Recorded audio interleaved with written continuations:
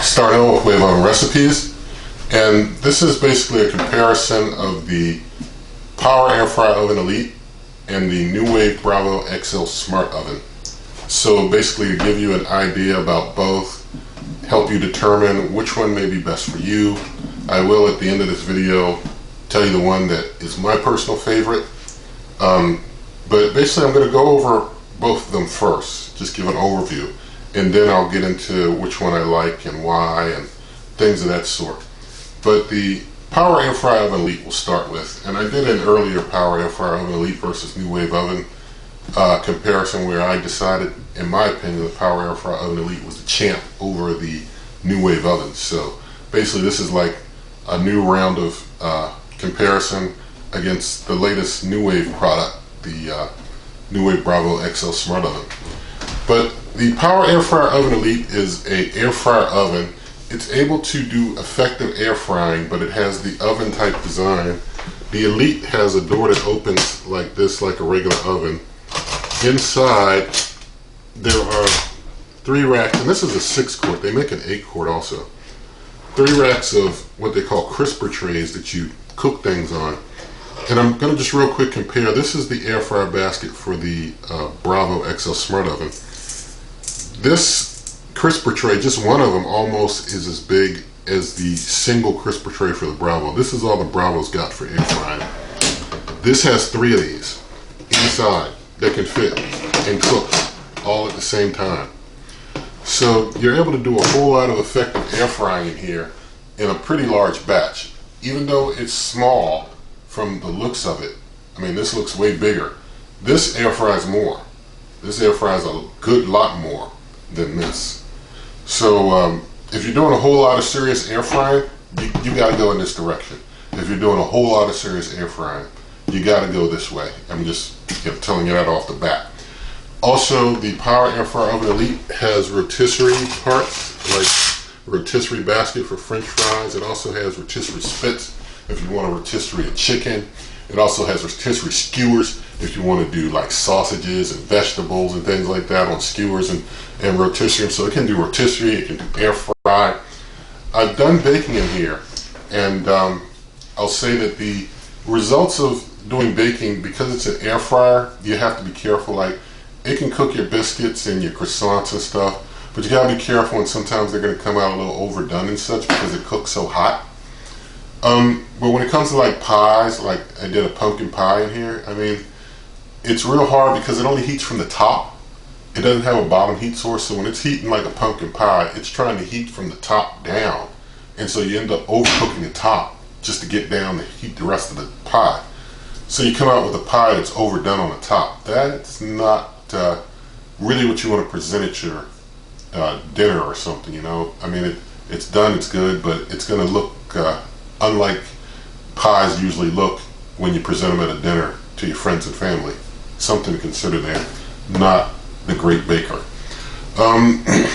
Also, it's got an air fryer basket here, but this air fryer basket, I would say you never need to use it. You never, I mean, I don't know why I probably would have thrown it out except for it can hold all the other accessories. Other than that, I probably would have just thrown it in the garage or something, because I don't use the air fryer basket much at all. You don't need it. The crisper trays work great. You can air fry really well. I've done tons of different air fries of chicken and fish and so on to demonstrate its air frying capabilities. If you haven't seen those on this channel, I mean, you can search on the channel in a web browser, a desktop web browser, or just search, air fried whatever wave oven recipes, and you'll come up with the different recipes that I've done in it. But it can air fry well. It can also do some baking. It can also do rotisserie. One thing that I don't like on the box that they mention, they say you can replace your microwave with it. I say no, you can't. No, you can't. Keep your microwave. This is not a microwave at all. It's an air fryer. It's an air fryer oven, and it does a good job at that. And that's where we end that. It can do some baking, but it does it real hard baking because it's an intense cooker. It can do dehydration. You can take it down low, and it can get down into like the 100s of below 100, well, below 200 degree range. You can do your dehydration and dehydrate things. When you're getting to the point of trying to do effective baking, you come over into this area here. This is just shown to be a better baker. This, because it doesn't have the bottom heat source, it isn't able to bake as well, but it can do dehydration well because it can take the temp down, and you can dehydrate from the top down effectively. So it can dehydrate just fine. But let's get over here into the NuWave Bravo XL Smart Oven. The NuWave Bravo XL Smart Oven is a, well, they call it now the NuWave Bravo XL Smart Oven Air Fryer. It is basically a convection toaster oven. It's the latest thing from NuWave. It has, well, 4 levels, but it has 2 grates that you can use. Think of it like you would your regular oven. Don't think of it like the crisper trays in here where you can fry things on the tray. You don't want to try just frying things right on the racks there. You want to use the air fryer basket that I've shown, and if you're grilling things, you can use the grill grate here, or if you're baking, you can put something in a baking pan. Just like you would in a regular oven, use a baking pan, not just put things on the grate. Same concept applies here. Use the baking pan, use the grill grate, use the air fryer basket to hold your stuff. Also, you need to have something underneath whatever you're cooking, because the heating elements down here, you don't want food dripping on them. Although, you know, it's a real good benefit having those heating elements on the bottom to heat things from the bottom and the top. The heating elements on the top and the bottom, and there's a fan at the top to blow air around. So it's able to do a great job with things like baking. It can air fry, but it takes like maybe another 5 minutes more than the Power AirFryer Elite. And with the smaller basket, you're not going to be able to fry as much. So I stress, if you do a lot of air frying, you got to go with this. If you do a combination of things, you want to start looking more in this direction right here, because this can bake right on par with your regular oven. It can bake well. I mean, I've cooked pies and cakes. I mean, well, I haven't done cake in here yet, but it's done so well with pies that I'm sure it can do a cake well. I'm certain of that because it's done pies so well. And it does cookies so well. And so there's videos coming with like cookies and things like that, and it does those all great. So definitely confident it can do a cake just fine as well, because this doesn't lock air in as much as a like an air fryer or a NuWave oven. It allows enough heat for cookies to spread better and for cakes to rise as they should, or pies to rise as they should better. Things to function as they normally would in a regular oven, they function in here. You can follow recipes from a regular conventional oven in here to perfection and come out with a great product as you would from your conventional oven. Any conventional oven recipe you can do a great job with in here.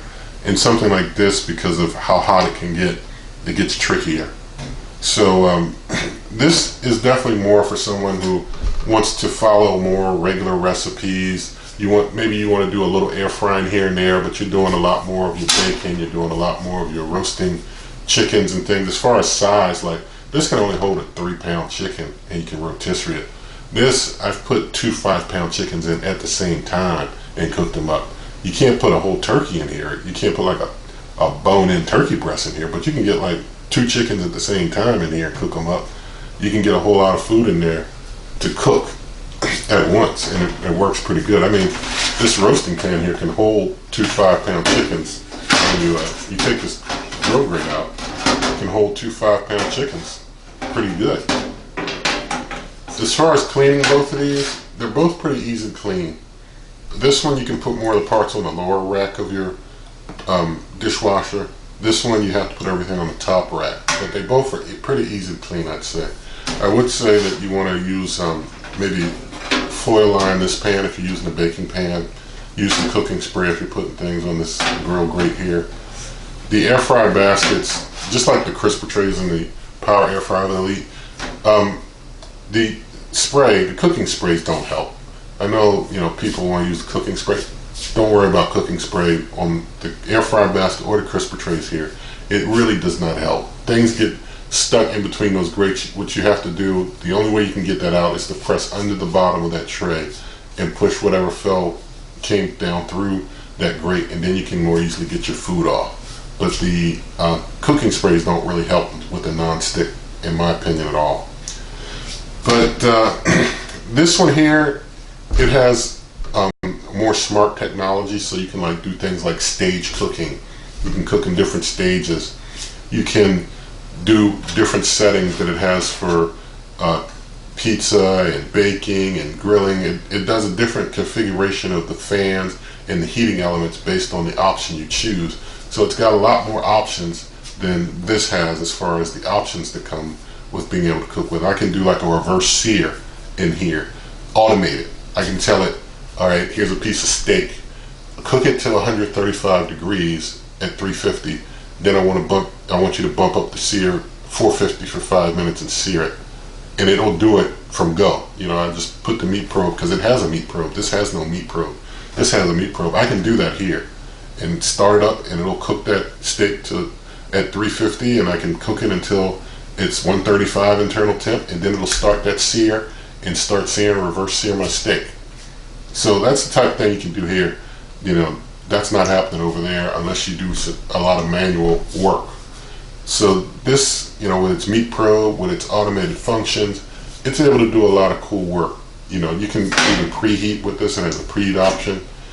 It's got some pretty nice features. So a lot more bells and whistles over here, and a lot more of a learning curve over here with the NuWave Bravo XL Smart Oven. So there's a lot to learn and gauge with it. There is an Achilles heel over here though, and that's bacon. You can't cook bacon in here fast. If you cook like a red meat like bacon or steak at too high a temp too long, it starts billowing smoke. So, you know, you can't really effectively quickly cook bacon in it. It takes like, you know, you'd have to cook it like 350 for 30 minutes or 40 minutes to get some bacon out of here, which is way longer than here. You can fire this up at maximum 400 degrees Fahrenheit, and it'll get your bacon done in about 15-16 minutes, no problem. Also, wanted to mention that this cooker, it can also dehydrate. It can get down into that sub 200 temperature range to do dehydration, and it does a decent job with the dehydration. And so it can go up to 450, and it goes down as low as about 100, but it can go up to 450, and it has a sear function. It can go up to 500 degrees. But all the same, this one does, if you're doing real hot cooking, this one probably does the hot air fry cooking better. Well, it does do the hot air fry cooking better than this one. All the same, this one's just designed better to focus heat for things like air frying. So this is the air fryer. This is more the baker that has the ability to air fry. It can air fry, but it takes a little longer to get it done. Also, there's the Achilles heel of bacon over here, and the excessive smoke. You don't get that type of excessive smoke over here when you're cooking bacon and things like that. It just doesn't happen. So basically, that's an overview of both of these cookers. I will, I guess at this point, talk about which one I personally prefer. Now, I will say, personally, I like to use this for my air frying. I like to use this for pretty much everything else. That's basically how I use them. This is a good one for air frying, and this one's good for all other purposes. And this is good for bacon too. So, you know, that's basically how I use them. But, you know, it comes down to that, if I was told that I had to give all of my cookers up and I could only have one, which one would I keep? I'd probably keep this one, because it can do the baking, and it can do the air frying, and it can do, you know, it can do everything. The bacon thing would just take a long time, but it can do everything, and it does the baking well. This one, you know, when you're baking pies and stuff, it can overburn them, overcook them. This one can keep a pie looking real nice to make your cookies come out real nice. So this one, you know, even though some things take more time, it can do everything looking more presentable and more, you know, the way that you're used to seeing food come out of things. And, you know, there's the old saying, you know, you can't fix burnt, but you can fix undercooked, right? So if something's burnt, you can't fix it. But if something's undercooked, you can cook a little longer and you're good to go. Both of these are not going to heat up the kitchen, and that's the good thing about both. They both use less power than your regular oven, less utility bill with your regular oven. And they're smaller. They can basically do it without heating up your whole kitchen, heating up your whole house. Like if I use this oven back here, I mean, if I cook a pie in that, I can't be anywhere near it. I can't set like this while I'm cooking a pie in that. I mean, it burn your back off. So, but this, you know, you can be near it while it's baking and cooking, and you're fine. It's not making a whole bunch of excessive heat. Same thing with this. So they're both good cookers. I just have my personal preference. And like I said, this one's just more for the air fryer purists. This one's more if you're doing a lot of different stuff. Definitely see my review of this. I have 2 reviews. I have an initial unboxing review and a 30-day review of this where you can see more details. I have a 30-day review of the Power AirFryer Elite that you also want to check out, because, you know, there I go into more detail, and you know this is a short video, you know, those give you some more details as well. So be sure to check those out on this channel. And you can get recipes for these cookers and others that I work with on superwaveovenrecipes.com. I'm on Twitter at waveovenrecipes. Please leave your comments, give me your feedback and questions. If you like this video, give it a thumbs up, share the video with a friend, subscribe to the channel, and good eating.